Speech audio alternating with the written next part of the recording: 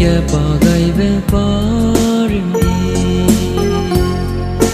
bỏ riêng tiếng hồng giờ đã lưu về y hoàng chẳng mà nắng suy kia lý đầy đi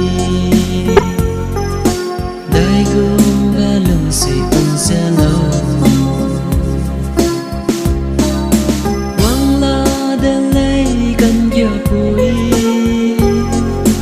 lê đưa a lưng rê để lấy y hoàng chẳng mà nắng suy kia lý đầy đi đầy gương và lưng suy cũng sẽ lâu về giờ bỏ gầy về bỏ rừng đi bỏ riêng tiếng hồng kia đã lưu về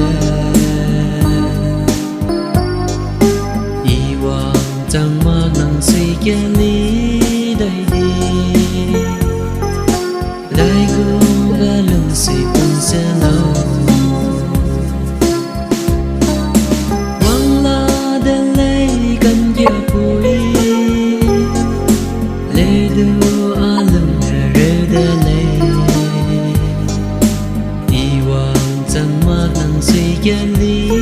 đầy đi đầy gương và lưng suy cũng sẽ lâu y nè nắng chưa mà để bị gãy ra gờ nắng nè bị gãy về fingering đời lừa lâu về suy kia bé bùi gờ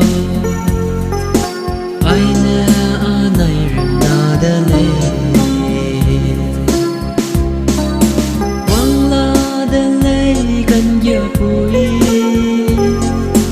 lê đưa a lưng rê đê lê y hoàng chẳng mà nắng suy kia lý đầy đi đầy gương và lưng suy cũng sẽ lâu